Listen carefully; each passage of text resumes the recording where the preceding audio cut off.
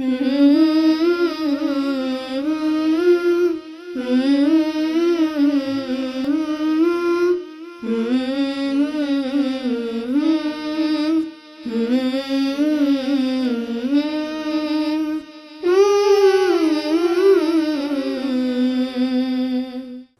علیکم ورحمۃ اللہ وبرکاتہ۔ آپ دیکھ رہے ہیں پروگرام قرآن کی باتیں۔ یہ قرآن کی باتیں ہیں، انسان کی باتیں ہیں، اس جہان کی باتیں ہیں، اس جہان کی باتیں ہیں جس کے لیے ہم اس زندگی میں کوشش کرتے ہیں اور ایسے اعمال کرنے کی کوشش کرتے ہیں کہ جس کی وجہ سے ہمیں اس جہان میں کامیابی مل جائے اور ہم اللہ کے سامنے سرخرو ہو جائیں۔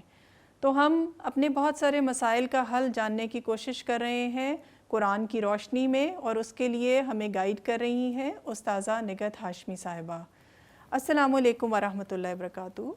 وعلیکم السلام ورحمۃ اللہ وبرکاتہ۔ کیا حال ہے استاذہ آپ کا؟ اللہ کا شکر، الحمدللہ۔ الحمدللہ، ہم آپ کے ایک دفعہ پھر بہت مشکور ہیں، آپ ہمیں وقت دے رہی ہیں الحمدللہ، اور اس قدر خوبصورت آپ کی باتیں ہیں اور یہ قرآن کی باتیں ہیں، اس لیے دل پر زیادہ اثر کرتی ہیں الحمدللہ۔ الحمدللہ الحمدللہ۔ استاذہ، آج ہم جس ٹاپک پہ بات کرنا چاہ رہے ہیں نا، انسان ہے نا، انسان کی لائف میں بہت ساری سٹرگلز ہوتی ہیں۔ ہر وقت ہم کوئی نہ کوئی سٹرگل کر رہے ہوتے ہیں، جد و جہد کر رہے ہوتے ہیں، کیونکہ ہمارا کوئی نہ کوئی موٹیو ہوتا ہے، ہم نے کوئی مقصد حاصل کرنا ہوتا ہے۔ استاذہ، کئی دفعہ نا یہ جد و جہد بہت طویل ہوتی جاتی ہے، سٹرگل ہماری اتنی زیادہ بڑھتی جاتی ہے کہ انسان جو ہے وہ پھر مایوس ہونے لگتا ہے جب آپ کا وہ جو کامیابی ہے نہ مل رہی ہو۔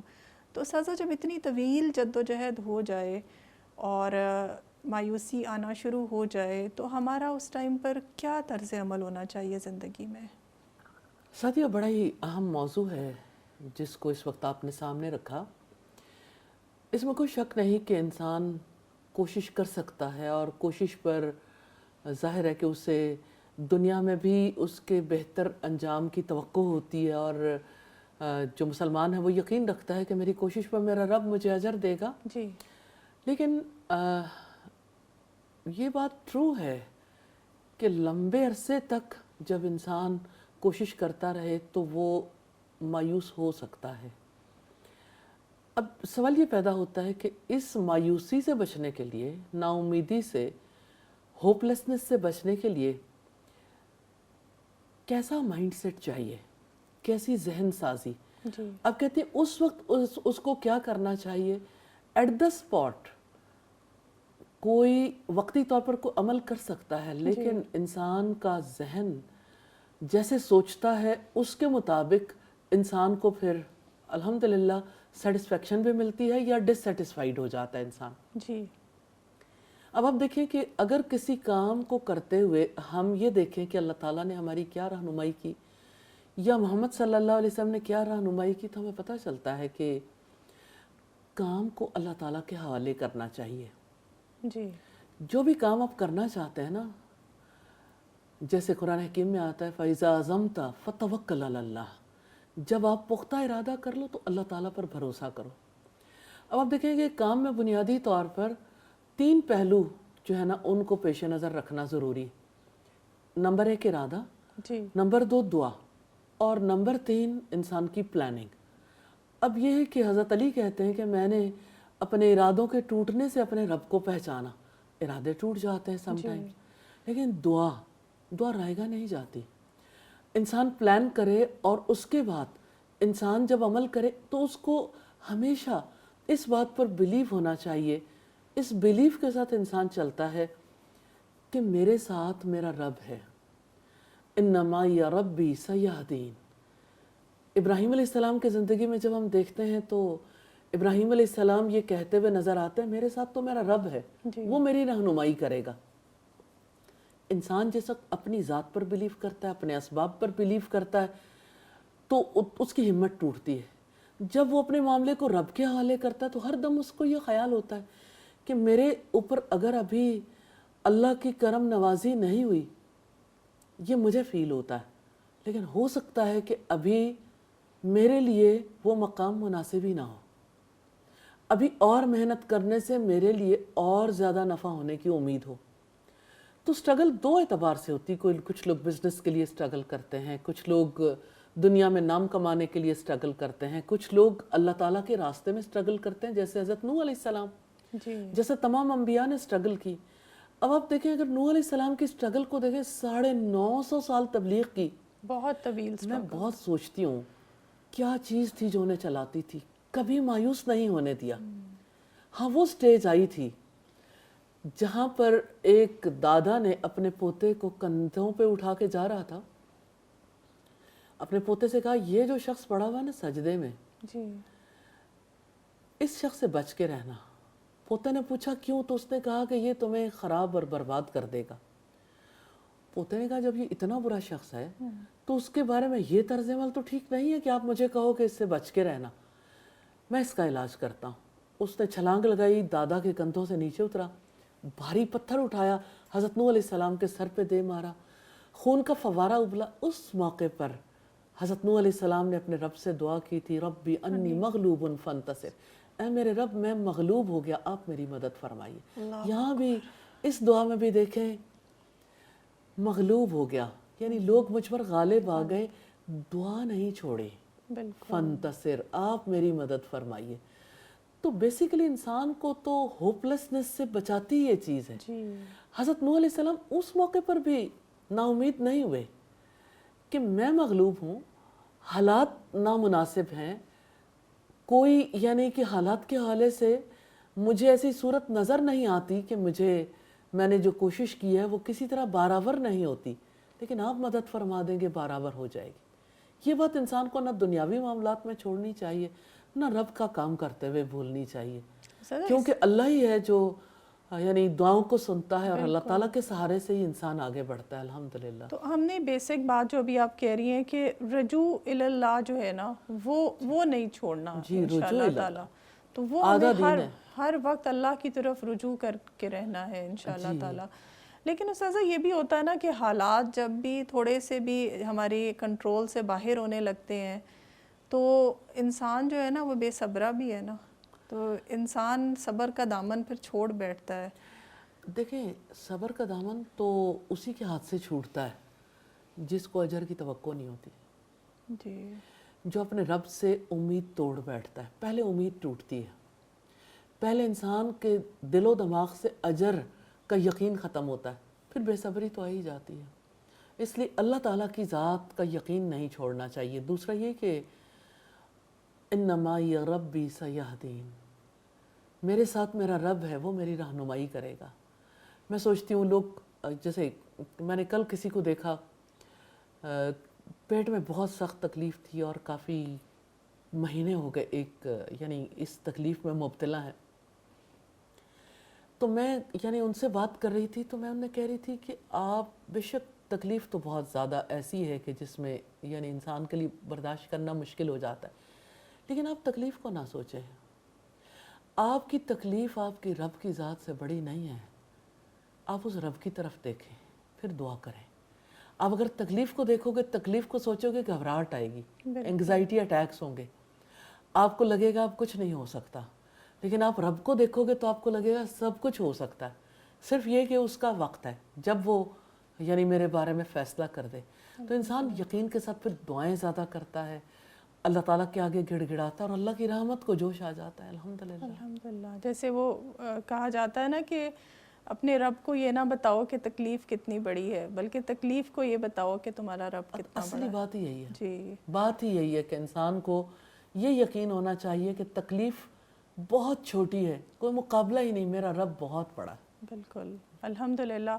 استاذہ انشاءاللہ تعالیٰ ہم آپ سے جو رہنمائی حاصل کر رہے ہیں, جب جد و جہد طویل ہو جائے تو کیا طرز عمل ہونا چاہیے, انشاءاللہ تعالیٰ ہم یہ رہنمائی کا سلسلہ جاری رکھیں گے. ملتے ہیں ایک بریک کے بعد.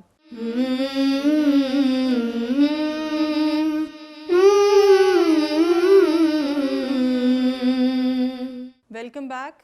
ہم بات کر رہے تھے استاذہ نگہت ہاشمی صاحبہ سے اور رہنمائی چاہ رہے تھے. کچھ خاص ٹاپک جو آج ہم نے سٹارٹ کیا استاذہ, جیسے ہم بات ہو رہی تھی جد و جہد کی, اور آپ نے بہت خوبصورت طریقے سے سمجھایا کہ اصل میں جب جدوجہد جو ہے وہ طویل بھی ہوتی جائے لیکن اللہ پر یقین جو ہے وہ ضرور ہونا چاہیے۔ استاذہ جیسے حضرت نوح علیہ السلام کی بات آپ نے کی، حضرت نوح علیہ السلام کی لائف میں ہمیں جو بہت زیادہ جیسے جو ڈومیننٹ فیچر نظر آتا ہے کہ ان کی استقامت، مسلسل جتنے بھی نامساعد حالات رہے لیکن وہ ڈٹے رہے اور استقامت بہت۔ تو ہمارے اندر اس استقامت کی کمی کیوں ہوتی ہے؟ لائک ہم ایک زندگی کا ایک مرحلہ ہوتا ہے جہاں پر ہمارے ایمان کا لیول ایسے ہائی ہوتا ہے اور پھر ایک دم سے ڈپ آتی ہے، تو استقامت کیوں نہیں آ پاتی؟ اس کے لیے کیا کیا جائے، کیا طرز عمل اپنایا جائے؟ سورہ الفاتحہ میں اللہ تعالیٰ نے اس کا راستہ بتایا ہے، ایاک نعبد و ایاک نستعین اہدنا الصراط المستقیم۔ سبحان اللہ۔ صرف آپ کی ہم عبادت کرتے ہیں، رشتہ ہے نا، تعلق ہے جو کبھی ٹوٹتا نہیں ہے۔ بندہ بس ایک بات سمجھ لے کہ اس نے اللہ کی طرف رجوع کرنا ہے اور اللہ تعالیٰ پر توکل کرنا ہے۔ وَإِيَّاكَ نَسْتَعِينُ، صرف آپ سے ہم مدد مانگتے ہیں۔ اہدنا الصراط المستقیم۔ اب ہم اس کا ترجمہ تو یوں کرتے ہیں نا کہ ہمیں سیدھے راستے پر چلا دے، ہمیں سیدھا راستہ دکھا دے، سیدھا کہہ کے ہم یعنی مطمئن ہو جاتے ہیں۔ اصل میں مستقیم اور استقامت ایک ہی روٹ سے ہیں جی، کہ ہمیں استقامت کے راستے پر چلا دے، یعنی ہمیں ثابت قدم کانٹینیوٹی عطا کر اور کنسسٹنسی سے ہمیں چلنے کی توفیق عطا کر دے۔ تو یہ کنسسٹنسی ایک طرف انابت اللہ سے، اللہ تعالیٰ کی طرف رجوع کرنے سے، دوسری طرف اللہ تعالیٰ پر توکل کرنے سے آتی ہے۔ حافظ ابن قیم کہتے ہیں کہ انابت اللہ جو ہے وہ آدھا دین ہے اور توکل آدھا دین ہے۔ تو مجھے ایسا فیل ہوتا ہے جو چیز سیکھنے والی ہے نا وہ اللہ کی طرف رجوع کرنا، یہ لفظوں سے نہیں آتا، کتابوں سے۔ جو رجوع اللہ کرنے والے ہیں ان کی زندگی سے انسان کو یقین ملتا ہے کہ اللہ تعالیٰ کی طرف لوٹنا کیسے ہے۔ اللہ تعالیٰ نے تو ہر چیز پہ ہمیں سکھایا ہے، اِنَّا لِلَّهِ وَإِنَّا إِلَيْهِ راجعون۔ بے شک ہم اللہ کے ہیں، پہلی بات تو ہوگی تو پھر دوسری بات ہے نا ہم اللہ کے ہیں، اپنی ذات پر اللہ کے حق کو تسلیم کر لیں اور ہم نے لوٹ کر اس کے پاس جانا ہے تو سوچ کو بھی لوٹا دیں۔ ہر موڑ پر، ہر مقام پر اپنی سوچ کا رخ اللہ تعالیٰ کی طرف کریں اور آپ کبھی اپنے آپ کو تنہا محسوس نہ کریں کہ آپ اس اسٹرگل میں اکیلے۔ ہمیشہ یہ محسوس کریں انما ربی سیہدین، میرے ساتھ تو میرا رب ہے، وہ میری رہنمائی کرے گا۔ الحمدللہ۔ استاذہ کبھی حضرت نوح علیہ السلام کی اسٹرگل کو میں سوچوں نا تو ایسے لگتا ہے لائک 950 برس 950 ایئرز، مطلب ایک زندگی کا طویل حصہ جو ہے وہ اسٹرگل میں گزارنا۔ تو جیسے میں نے ابھی بات کی کہ ان کی نا لائف کے اندر صبر اور استقامت بہت زیادہ نظر آتا ہے۔ اچھا، جب اللہ تعالیٰ قرآن میں بات کرتے ہیں نا کہ ان اللہ مع الصابرین، تو جب بھی میں اس کو سوچتی ہوں نا تو مجھے نا میں اس کو ایسے پکچرائز پتہ نہیں ویژولائز کرتی ہوں کہ ساری دنیا بھی اگر ایک طرف کھڑی ہو جائے آپ کے مقابلے میں تو اللہ تعالیٰ نے کہا ہے ان اللہ مع الصابرین کہ اگر ہم صبر کرنے والے ہیں تو اللہ آپ کے ساتھ ہوگا۔ تو جس کے ساتھ اللہ ہو تو اس کو تو کوئی غم بھی نہیں ہے اور پریشانی بھی نہیں ہے۔ تو آپ دیکھیں کہ حضرت نوح علیہ السلام کی لائف میں یہی نظر آتا ہے ہمیں کہ ایک انہوں نے دعا کی تھی اور اللہ نے اس دعا کی بدولت جو ہے وہ کیا کیا الحمدللہ۔ اور پھر آپ زیادہ بہتر طریقے سے اس سارے واقعے کو بھی ایکسپلین کر سکتی ہیں۔ دیکھیں سعدیہ، ہمیں کچھ فیچرز جو ہے نا obviously نظر آتے ہیں جی، لیکن کچھ چیزیں پردے کے پیچھے چھپی رہتی ہیں۔ مثال کے طور پر نوح علیہ السلام کی شکر گزاری، الحمدللہ، کہ وہ اللہ تعالیٰ کی نعمتوں پر کتنا یقین رکھتے تھے، اس کا اعتراف کرتے تھے اور اللہ تعالیٰ کا شکر ادا کرتے تھے۔ آپ نے کہا 950 سال کی سٹرگل، نو ڈاؤٹ۔ میں اس کو ایک اور اینگل سے دیکھتی ہوں، 950 سال اللہ تعالیٰ نے ان پر اپنے رزق کی بچھاڑ کیے رکھی۔ سبحان اللہ، کتنا بڑا رزق ہے بالکل کہ اللہ تعالیٰ اپنا کام کرنے کا موقع دے، الحمدللہ، اسی پر وہ اللہ تعالیٰ کا شکر ادا کرتے تھے۔ الحمدللہ انہوں نے کبھی اسے مشقت نہیں سمجھا تھا، انہوں نے اسے اللہ تعالیٰ کی عطا سمجھا تھا، اللہ تعالیٰ کی مہربانی کہ اس نے تمام تر یعنی لوگوں کے رخ موڑنے کے باوجود مجھے موقع دیا ہوا ہے کہ میں بار بار اللہ تعالیٰ کا پیغام پہنچاتا رہوں. الحمدللہ کوئی رزلٹ نہیں آیا، تب بھی اللہ تعالیٰ نے پھر بھی مجھے ناکام نہیں کیا. پھر بھی ایک کے بعد ایک چانس، ایک کے بعد ایک چانس مجھے دے رہا ہے. اس لیے کبھی اللہ تعالیٰ کی طرف بلانے والوں کو مایوس نہیں ہونا چاہیے. اور دنیا میں بھی جس نوعیت کی سٹرگل آپ کر رہے ہیں، اگر آپ رائٹ پاتھ پر ہیں، مثال کے طور پر ایک تاجر ہے، اس کا رائٹ پاتھ پر ہونا کیسے پتہ چلتا ہے؟ سچائی، آنیسٹی. تو اگر وہ سٹرگل کرتا ہے اپنے بیوی بچوں کے لیے اور محروم لوگوں کے لیے، تو اس کی سٹرگل کامیاب ہوگی انشاءاللہ تعالی. اور اسی طرح سے اگر کوئی اس لیے سٹرگل کرتا ہے کہ اس کی وجہ سے کسی یعنی بیمار کی ہیلپ ہو جائے، لوگوں کی سہولت کے بہت سارے کام ہو جائیں. سوسائٹی کے مختلف طبقات ہیں جو مختلف کام کرتے ہیں. مثال کے طور پر کوئی ڈاکٹر ہے، کوئی انجینئر ہے.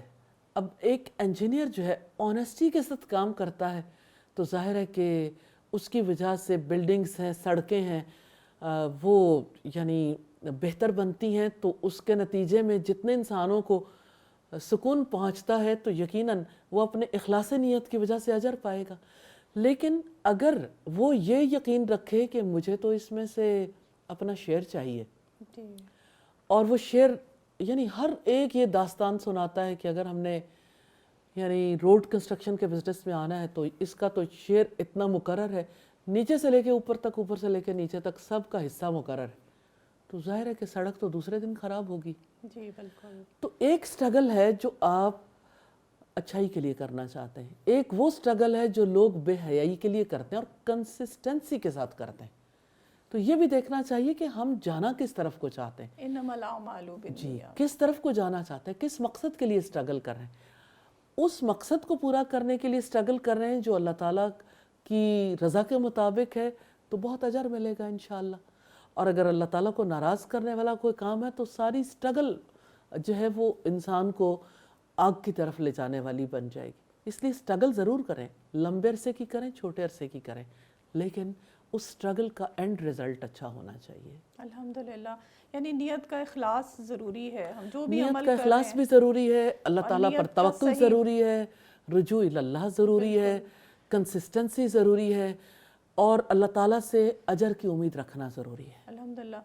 استاذہ بعض دفعہ یہ تمام اعمال ہی کرنے جو ہے وہ بہت مشکل ہو جاتے ہیں. آپ ضرور دعا کر لیجئے کہ اللہ تعالیٰ ہمیں موقع بھی دے، اللہ تعالیٰ ہمیں توفیق بھی دے کہ ہم رجوع اللہ کے لیے بھی خالص ہو سکیں اور ہم استقامت بھی اپنا سکیں. تو آپ ضرور ہمارے لیے اور ہمارے ناظرین کے لیے دعا کر دیجئے. میں اللہ تعالیٰ سے دعا کرتی ہوں اللہ تعالیٰ ہمیں وہ علم نصیب کرے اپنی کتاب کا، محمد رسول اللہ صلی اللہ علیہ وسلم کی تعلیمات کا، جس کی وجہ سے ہمارے لیے اس دنیا میں وہ عمل کرنے ممکن ہو جائیں جو ہماری زندگی کی، اس زندگی کی کامیابی اور آنے والی زندگی کی کامیابی کے لیے ضروری ہیں. اللہ تعالیٰ ہمیں سچا علم نصیب فرمائے. اللہ تعالیٰ جتنے لوگ بہت ہارڈشپس بیئر کر رہے ہیں، اللہ تعالیٰ ان کے اس صبر پر انہیں اجر عطا فرمائے. جو لوگ اپنے کسی بھی نیک مقصد کے لیے اپنے یعنی میدان میں ڈٹے ہوئے ہیں، اللہ تعالیٰ ان کی کوششوں کو قبول فرمائے. اللہ تعالیٰ ہمیں رجوع اللہ کی، توکل اللہ کی، اور اللہ تعالیٰ ہمیں اپنے سے امید باندھنے کی توفیق عطا فرمائے. آمین ثم آمین. آمین. جزاک اللہ خیر استاذہ. الحمدللہ آج کے دن پر ہم نے دیکھا کہ ہم جو بھی عمل کریں، ہم جو بھی جد و جہد کریں، اس کے لیے ہماری نیت جو ہے اس کو سمجھنا بہت ضروری ہے کہ ہمیں اللہ کی طرف رجوع کرنا ہے، ہمیں اللہ پر توکل کرنا ہے، ہمیں امید بھی اللہ سے باندھنی ہے. اور جب ہم اللہ تعالیٰ سے امید باندھ لیں گے تو انشاءاللہ تعالیٰ ہماری تمام ہی جد و جہد جو ہے وہ عبادت میں شمار ہوگی انشاءاللہ تعالیٰ. انشاءاللہ نیکسٹ ٹائم ہم ایک کسی اور ٹاپک کے ساتھ دوبارہ حاضر ہوں گے. اس وقت تک کے لیے اللہ حافظ.